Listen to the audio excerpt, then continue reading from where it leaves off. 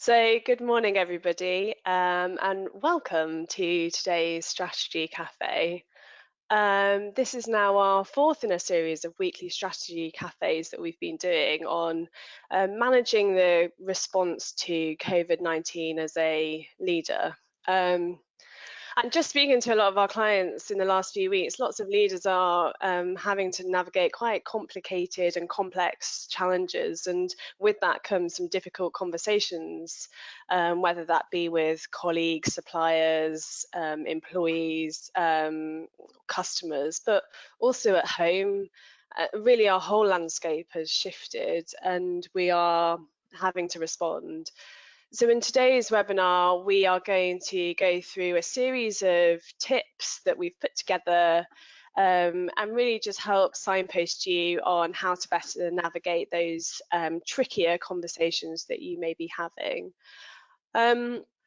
This strategy cafe follows on from last week's webinar on issue ranking, which was all about how do you prioritize when everything feels like a top priority. So do go back and have a look at that if you didn't tune in. But what may have come out of that for you was that there is a need to have some difficult conversations as one of your priorities. So we hope that this gives you some good tips and insights for you to take away and use when having some conversations.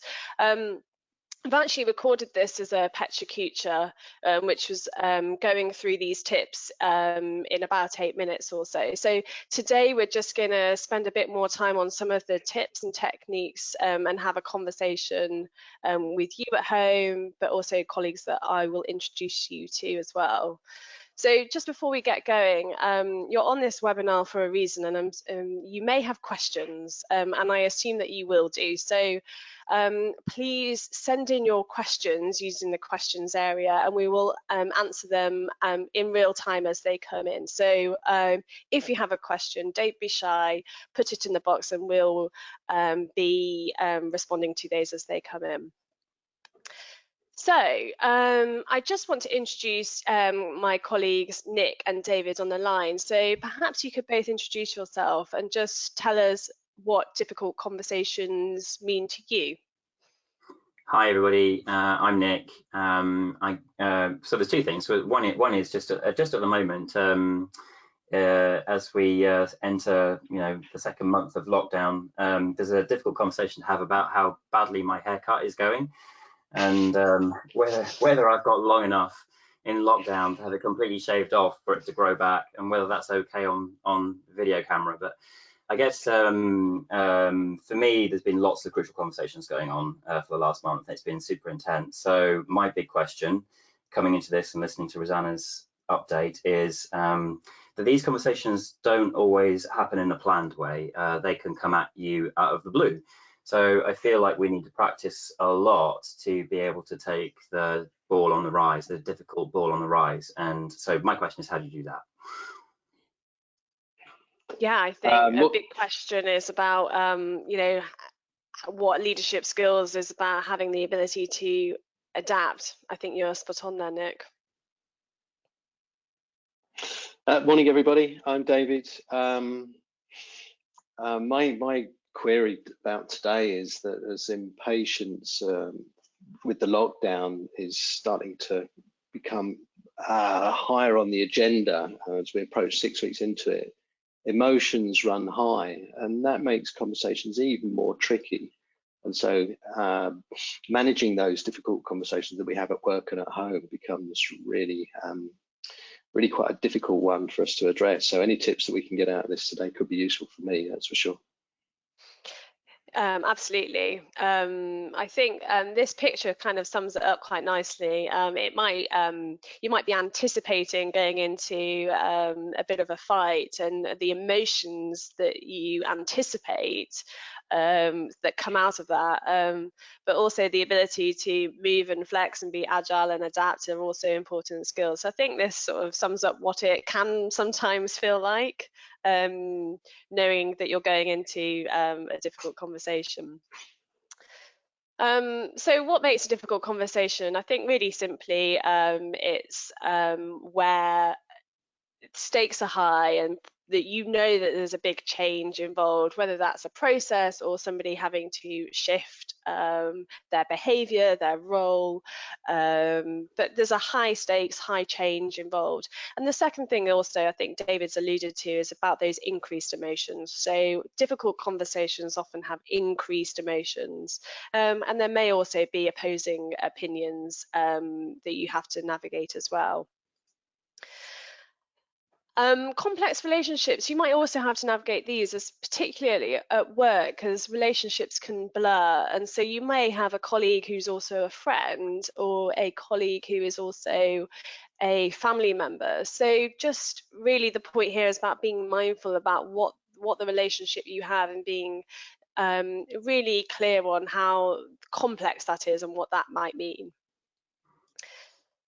So the next few slides then, we're just going to go through some tips on sort of how to navigate these difficult conversations. So the first one is about knowing your goal. And before you've actually had a difficult conversation, it's about being prepared. So hone in on what the heart of the problem is, so that your conversation doesn't get off track, and knowing why the conversation needs to take place can help develop your goals. I also think it's about articulating that, and when I say articulate, I mean actually verbalizing. So practice verbalizing what your goal is really helpful, because as you go into that conversation, you want to be really clear in what you're trying to achieve. And just having practice and saying it out loud in front of a mirror is a really good tip for just sort of being able to articulate and being really clear about what your goal is. So maybe this is a good first place just to stop and have questions for Nick and David, and also to you at home if you've got questions here. Yeah, I'm going to kick off. So I'm not sure goals are simple. So this seems like a simple slide, know your goal, right? But they can be complicated. What do you guys think about that? How do you actually work out, in a complicated situation, what your real goal is? And can there be several goals here? How do you know if you got it right? I think this is quite an intuitive point. I think you will intuitively know what you're trying to achieve. And I think the point here is about being able to zoom out and go, all these things might happen, but ultimately, what are you trying to achieve? And just really have the ability to take a step back and go, if there was just one thing I wanted to achieve out of this conversation, what is it? There might be lots of other things that you want to achieve, and you can think about sort of secondary goals that you might have. But I think just being really clear on what the one thing is, big picture, zoom out, just to help you keep that focus. Yeah, I think one of the tools that we've introduced to the listeners over the last couple of weeks is the now, where, how tool. And we use it typically in client scenarios where you're trying to strategize about where the business might be now, where the business might end up in future, and then plugging in the how you're going to get there. But you could use the same thinking for a difficult conversation. Actually, you could understanding the situation now with the person that you have to have the conversation with, and getting clarity on where you want to get to in future. You could use the same tool, albeit maybe not on a whiteboard, maybe just in conversation with yourself or with someone else beforehand, so that you can set the dials for a successful outcome. Yeah, and just thinking out loud, actually, this actually might also be something that once you've got that clear in your own mind, might be something that you could share with the other person, depending on the nature of the conversation. It might be that you collectively do this as well. I think it's a great tool. We use it a lot, and I think just to throw in here while we're on this, so my experience with this is there can be tensions between some of the goals. So I think you're right, Rosanna, when you said it's quite intuitive, and you should ultimately step back and say, okay, what's my overall goal? Just being sort of really practical about it for a moment. Let's say we're having a conversation with someone, and truth is that business performance is down right now, and we need to take account of that. So we're trying to take salaries down. and that's a question of consent. So we have to have a conversation with somebody about reducing their pay. It's a hard conversation, and there are two sides to it, aren't there? There's the human cost for you and the person, and then there's also the analytical, which is environmental, if you like. It's the background to this conversation. We don't get the environment right, then the human side is going to have further consequences down the track. So there's, even in just that tension between like those 2 points, there's some complexity in the goal. I think like a simple concept of my goal is to take my costs out is can get lost in the context of my goal is to keep the business survivable, which might mean taking costs down but retaining people. So it changes I think that changes the tone of the conversation. What I mean, so you're still having the same conversation, but your way of doing it is shifted by that where being just, on the one hand, just analytical, which is just cost down, and on the other hand, more human, which is cost down and keep motivation high and keep people. Yeah, just before we move on to the next slide, I think one of the things that I think people find challenging also is the balance between kindness, so that's the human side, just wanting to be kind to that person, but also Right. the truth. And I think that's a really difficult balance for people to find. And sometimes they're aligned, but sometimes they feel like they're so opposing. So sometimes, telling the truth might not feel kind, and that's the tricky part. And that's quite emotive for you as a person having to deliver that news. That's really tricky. So just moving on, actually, just to emotions then. So I think we've discussed emotions quite a lot, and I think this is about your own emotions. So just notice what emotions you have going into that conversation. Do you bring fear? What emotions are you frustrated with that person, and that's the trigger for having the conversation. It's quite helpful just to notice what emotions you have, but also, in human nature, it's natural for us to pick up on other people's emotions as well, and so you might pick up during the conversation their feelings that they're having, as well as your own. So I think emotions can get the better of us all of the time, and so it's just noticing what those emotions, and in advance sort of think about what those are and try and sort of clear those up, and just noticing them is a really good first step to help you better manage them.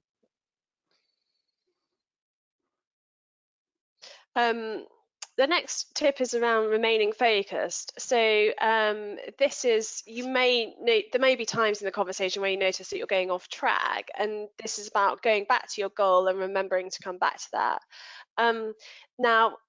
That's sort of quite simple in theory, but it actually can be quite difficult to find the words to sort of take that conversation back to where you want to go. And I find a useful phrase is to say, look, that might be true, but I'm here to talk to you about this situation. So can we move back onto that? And I think that just really nicely acknowledges their point, but also helps you keep back on track of what you're trying to achieve.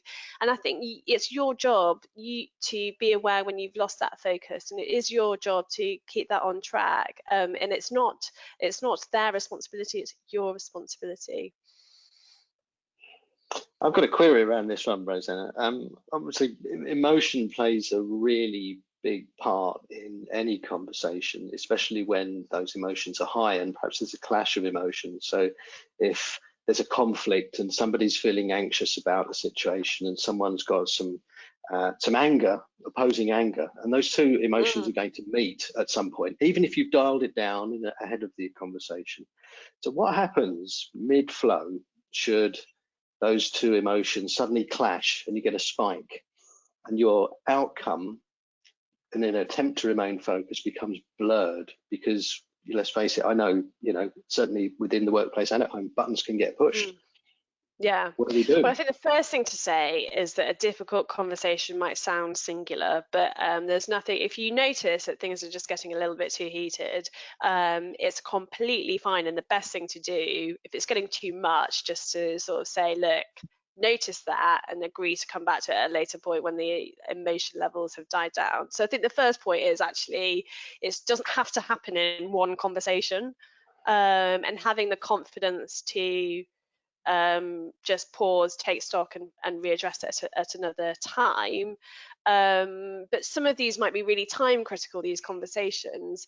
And I think this is about, there's so much comparison to sports and leadership.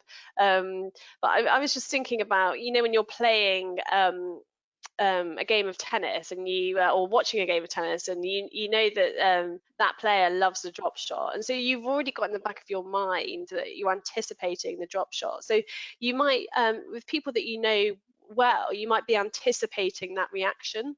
And that's the practice, is knowing the game and being familiar with those emotions, and having thought about it in advance. Okay, my buttons might get pushed in this way, this player might do that drop shot, how am I going to respond? And just thinking about it before time. But you can always just pause and have the conversation at another time, because you don't know sort of how the conversation might happen. Yeah, that's great. So this leads on quite nicely. So addressing things quickly. You may absolutely hate conflict, but putting it off will only make matters worse. And so the longer that you put off having the difficult conversation, the bigger the problem will become. So it's really just about, just do it. Once you realize there's a problem, just set up the meeting and address it, and really just have the confidence to do it. Related to that is about the environment. So thinking about where and how you're going to have the conversation. So I'm going to say, pre-COVID times, this might be about finding a neutral place, and somewhere that doesn't fit, it's not in your office, it's not on your territory, is there a table in the middle of your conversation? Are you going to sit next to each other, or are you going to sit opposite? Are you going to make a cup of tea together and then have that? All those little things make somebody feel more comfortable, and the context of the conversation is related to the environment that you're in. So just think more carefully about where you're having the conversation. Nick, I think you might have a question. Yeah. Just your post-COVID one. So we're now doing all of this by video call, right? Yeah. So how do we adapt in the video environment? Eye line, like trigger points and buttons, like David was saying. How do we adapt in the video environment to dealing with this right way? Yeah, I mean, you might feel more confined to your desk at this point, or kitchen table, or wherever your office is. I actually don't think that stops us. So I have been noticing that for some conversations, I've been having it on the sofa, and I think sometimes changing where you're having the conversation when it's nice weather. I've sort of gone outside, and finding a different space. Maybe a more relaxed space if that's needed. The other thing to say is, I mean, you can still have a tea or coffee together, and actually we've been reaching out to clients and saying, look, we would normally be going for a coffee, let's have a virtual coffee together. I think we can still do some of those things, just obviously on video. And I think just taking breaks together as well. I think just all things that try and keep it as normal as possible.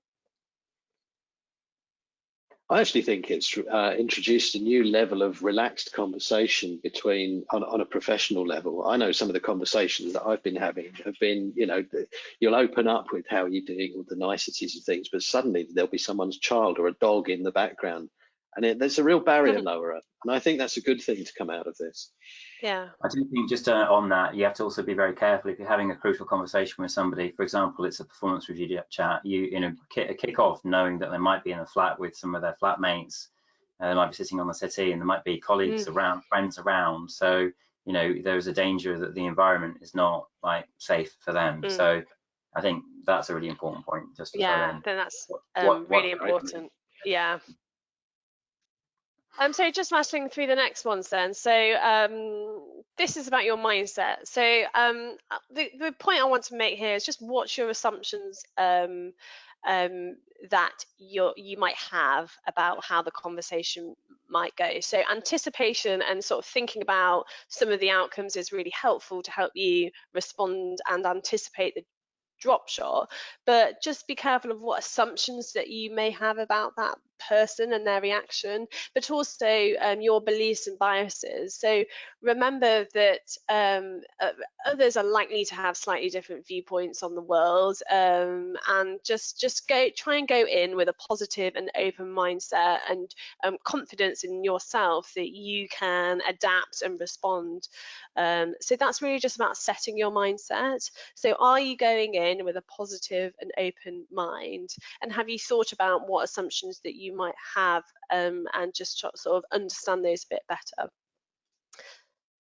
This second point here just relates to what Nick was just talking about asking permission. So I think it's just always worth checking in with the other person and say, look, this is my intention of the conversation, this is the goal that I've articulated, but just ask permission that it's okay, because there are other factors which might mean that the other person isn't in the right mindset to have that conversation. So whether that's environmental, so I don't know, expecting a delivery, or there's housemates in the room, or it's whatever it is, I think just having that permission, it also puts the other person a little bit more at ease, and like they have a little bit of control over, you know, when and how they have the conversation. So it is courteous, but it's also to help have an effective conversation, because you want them to be in the right mindset. And the way that I normally start these conversations is getting to the facts first, and then come to your perspective second. And so just be really clear about what is true and what are the facts, and try not to let your own perspective come across as the truth, and that's quite a challenge, because they're all thoughts. The facts and our perspectives are all thoughts in our minds, but get to the facts first and then come with your perspective second. And I think then it's also asking for their perspective, and you don't need to be talking the whole time, and really listening to what their perspective is really helps you see things. And for the other person, it's about them feeling heard, which will reduce any tension. And if they aren't forthcoming in their perspective, I think just have the confidence to ask questions to gain more understanding. And so be clear with your intentions. You're asking questions because you want to understand better where they're coming from. So just allowing them to feel heard.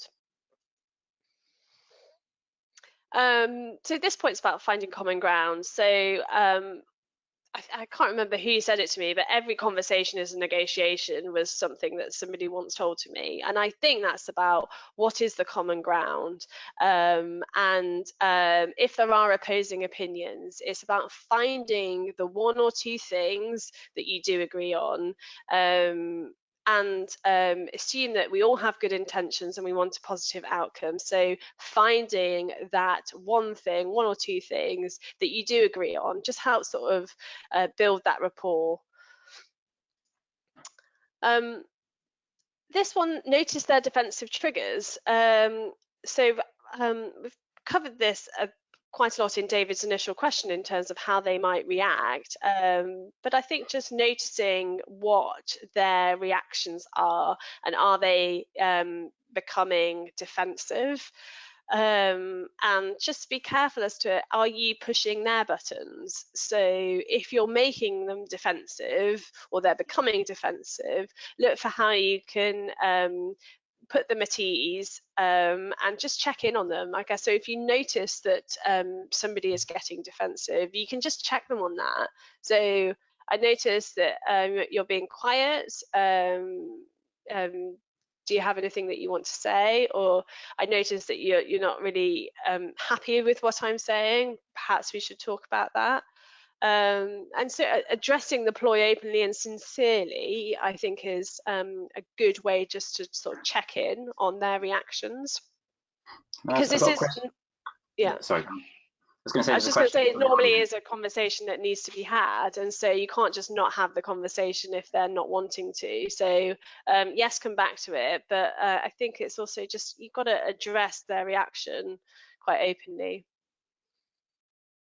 Sorry, Rosanna, to interrupt the flow. I just got a question in from Don, which is, I thought it was a good place to ask it. So we're just into this, like, you know, you're building rapport and then there's a defensive trigger, so the rapport is dropped. Don's question is, how do you handle rapport building over the video camera? Any thoughts, guys, on that? Yeah, I mean, I think the same rules apply. I think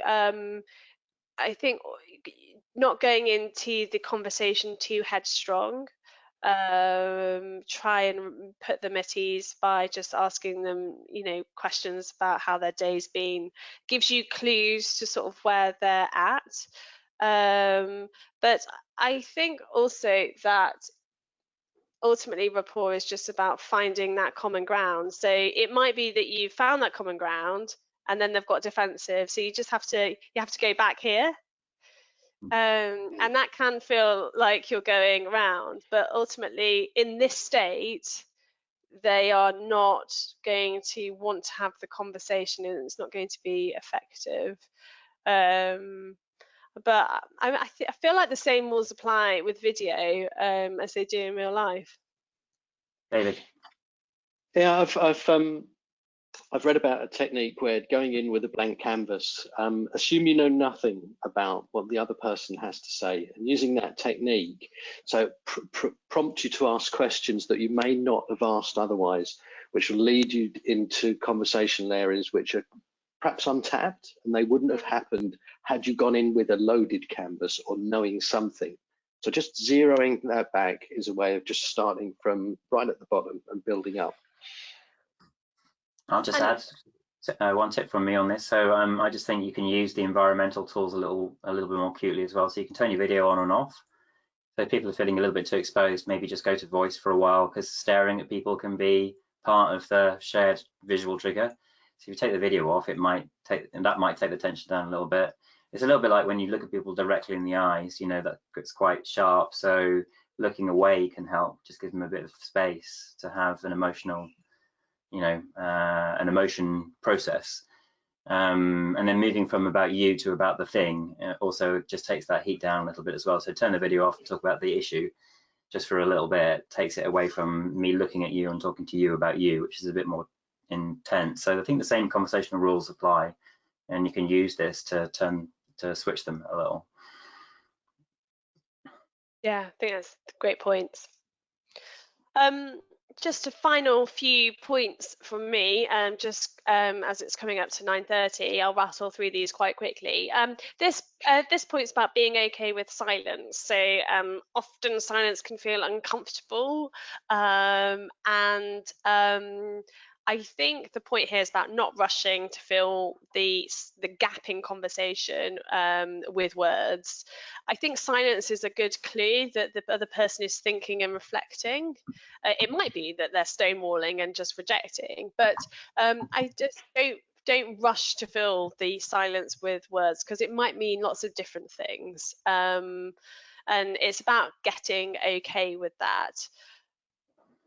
I know there were some questions on this, but I might just go through all the tips and then we can come back to questions on this, just so that we can finish in time. The final 2 points are around shared problem solving. Finding you know, the first step in the outcome. So a difficult conversation shouldn't be about just sort of airing your grievances. It has to be constructive. So what can you both do to help? And just finding a smaller solution, and be prepared to accept a first step solution to be able to just take a step forward. The point related to that is about asking for willingness. So as you start to problem solve together and come up with solutions, it might be, well, I've tried that and it didn't work, and well, I've done all these other things, and this is evidence that I'm doing well. Whatever it is, this is about asking for willingness. So you can accept that they've tried, but actually finding what the other person is willing to do is a really helpful step, because it changes the motivation from negative to positive. So it's about actually, what are they trying to do? What are they willing to do? And that's a real positive step forward. So this is like the leap. And so sometimes it can feel like that, and sometimes it might be smaller, but just before you leave, you should both have confirmed what you're willing to do and try or change. And then the final point is about summarising and getting the accountabilities agreed. So I think it's really important that if you've initiated this conversation, that you summarise what has been said and what you've agreed. Summarise what's next, so what the agreed next action is, and also just have a review point if that's required, so there's a check back. So what has been said and what you've agreed to do next might be just to pause the conversation and come back to it, but it's really important that you just summarize. And sometimes it's good to get these written down and just sort of ask the other person to write down these things in an email and just agree it, but agree it verbally at the end of the session is really important too. So they're all our tips. They are just like a summary of helpful tips, and no real order, but just sort of a collection of things that have come up for me and have helped me navigate difficult conversations. So that's going to conclude today's webinar recording. I will stay online just to ask questions. So thank you for joining in and listening. And if you've enjoyed it, then we'll be sending round a recording of the webinar. So please do share. So you may have questions. So just as you're submitting questions, David, do you want to talk about maybe what's coming up next? I know there's some more strategy cafes coming up. Yeah, and then we'll just stay around online for taking your questions. There is a question up, just so you know, guys. Okay. Right, I'll be real quick. We've got a few weeks break before the next Strategy Cafe, which will be a special one actually, which is why we're taking a bit longer to get it ready.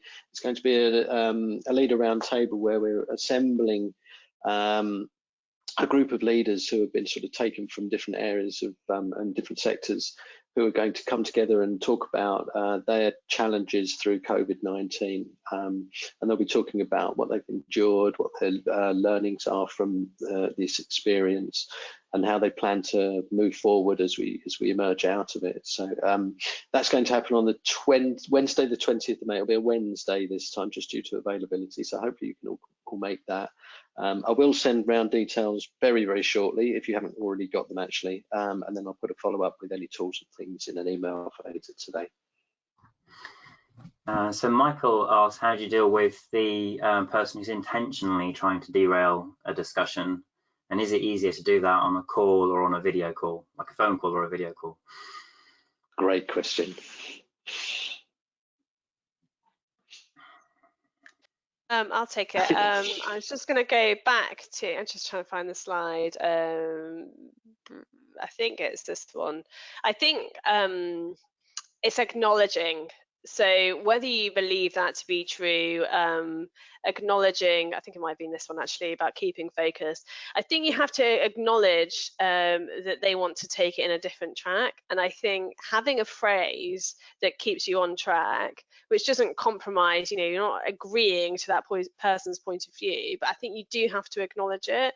And then I think it comes back to then shared problem solving. And I think being like, ultimately, we have to find something that's going to work for both of us. We can't stay in this stalemate. We have to move forward. And so we have to find something. So I don't be afraid if that is happening and they're on loop, just to call it out I would probably call it out and say, look, we aren't going to go anywhere, and we need to find what works, and that's a responsibility of both parties. David. Yeah, I've got a response to that one. Their disruptiveness is probably coming from a place where there is genuine concern. Therefore, I would actually turn that back and start to question the disruptive commentary that's coming from them, and perhaps using a tool like the 5 whys again. Just dig, and at the front end of that, you've probably got the disruptive element, but behind it, you might find something that's a true or an honest belief of theirs, which is actually where the cause is, and it's not the disruption that they're aiming for. It may seem like disruption on the surface, but underneath, it's actually something genuine that's troubling them. I'll throw in my tuppence worth. So what came to my head was the by hook or by crook, which is like there's the pushes and pulls of conversation. I think just to start, going back to Rosanna's point about goals, one of the things that we can be frightened of as leaders is some of the consequences that might come up of our conversation. That's the risk of it. So when you're having a conversation, sometimes it does risk people leaving. You might be frightened of that, frightened of the consequences of that, frightened of what might happen, you know, anxiety. So that might stop you by hook or by crook, as it were, the push and the pull, having the whole conversation. But as you go in, I think you have to be open to all possibilities. So if we can't come together, then the way we find common ground is by coming apart, ultimately. That is an acceptable outcome. That is an acceptable outcome. And it's the way you handle that. So, and by hook or by crook, I mean by that, sometimes you just wait and let people talk. They've got stuff to say, just listen and listen and listen, and then ask for more and ask for more and ask for more until they've said their piece. Just let them say their piece. Take a bit of time. I think they're both fantastic points, guys. And also, so acknowledging, but also just asking, okay, what are they willing to do? Because I think by asking that question, that there is, like Esteva is saying, there's something in there, and actually they have an issue to resolve, and so what are they willing to do, I think, is also just coming back to that question. You might be quite surprised by just asking that what they might suggest. Yeah. Do we have any more questions? One from me. So this is about the video call. Like Michael was talking about the video call, and you can see people's facial expressions. I just think, how can you read what's going on? You're watching somebody intently, you're telling them some truth, and you can see their facial expressions, and you're probably inferring what they're thinking. How should you handle your own judgment and your own inference? Well, I was actually reading some research about the role that body language has to play, and I think it's interesting in the context of video calls. So the research historically has been that we communicate mostly with our body, and then it's about tone, and then it's about words. And there's actually new interesting evidence which says that actually our words are a lot more important than we think. So I think there is a nature of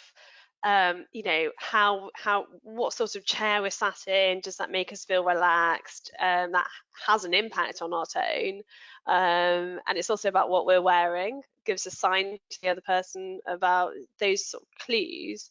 But I think it's not just about body language, it is about the words that we use, and particularly over video, thinking more about the words that we are using and being a little bit more careful. So regardless of the importance of body language, ultimately we only have head and shoulders, maybe a dog or a cat that comes in. But I think going back to the words and the tone, I think is actually really important, and being really careful about what words we're using. Yeah, this brings articulation back into the frame, doesn't it? Because point to Lisa Feldman again, and her book about how emotions are made. She talks about vocabulary being a limitation of our understanding of emotion.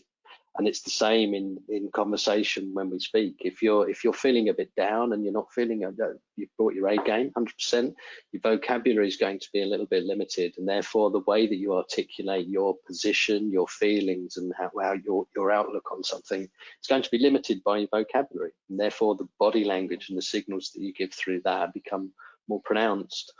So you have to be conscious of both as exactly as Rosanna says.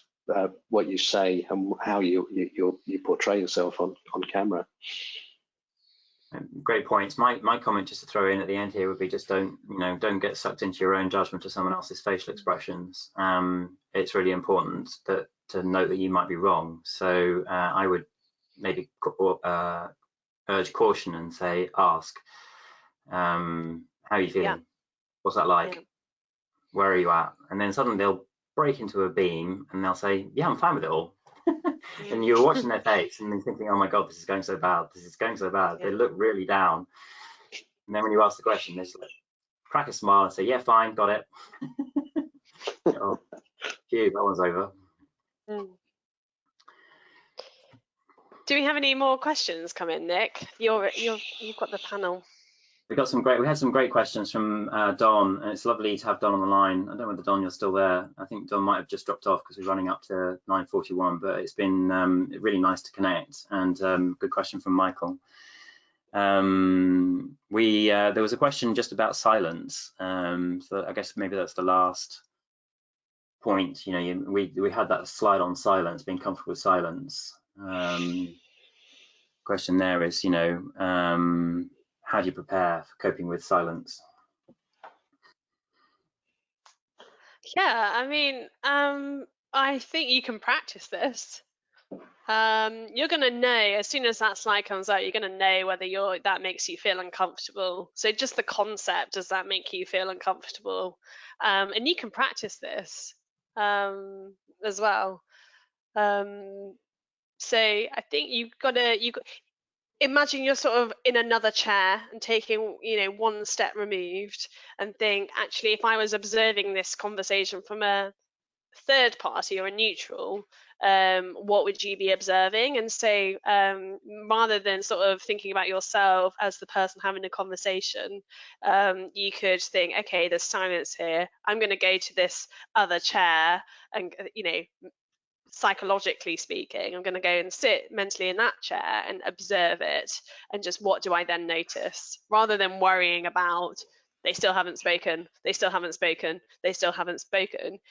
Give yourself a little task to notice what their facial expressions are, what their body language is, do they look like they're computing, that sort of thing, and just practice that. I've got a response to that. As we all have a tendency to be uncomfortable with silence at times, and the inclination is to rush in and save everybody from this silence that's attacking us. When I think if you start to recognize silence and when it's happening, professionally and personally, you can become more accustomed to it and what it is and why it happens. When I'm out walking the dog with my wife, sometimes in the fields, we can have silence for a few minutes and I don't ever feel uncomfortable. That's fine. But if you have a couple of minutes silence in a boardroom, all of a sudden that takes on a different characteristic. And I've been in those situations and it's very, very uncomfortable because it's just eyes moving. So I think to Rosanna's point, just practice it. Just get used to it.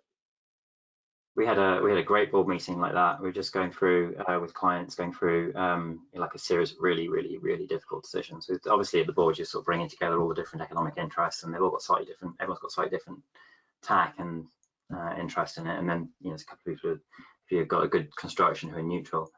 The point of it is to resolve those tensions. And there was one particular point which is like crucial for getting the whole package right. Something had to be done for everyone to buy into the rest, and wouldn't be done. And we ended up with just this silence. Probably it was for a minute and a half.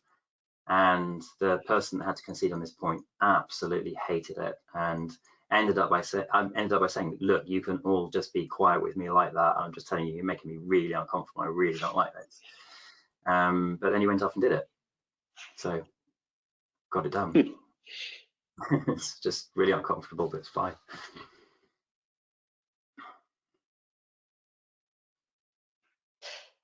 So I think that looks like that's our lot. Thank you to those who, I can see lots of you have stuck around and just sort of to hear the questions and our conversation afterwards. So thank you all very much for joining. I hope you found that interesting and insightful. We'll be sharing the videos, the recording of this with you later today. So, and any feedback that you have, then please just share it with one of us. And also, I hope that you feel like you can share this around with people that may find it interesting. So, hope to see you on the next Strategy Cafe on the 20th of May. So, thank you very much. Have a good day, and we'll see you soon. Thanks, guys. Bye, everybody. Have a great day.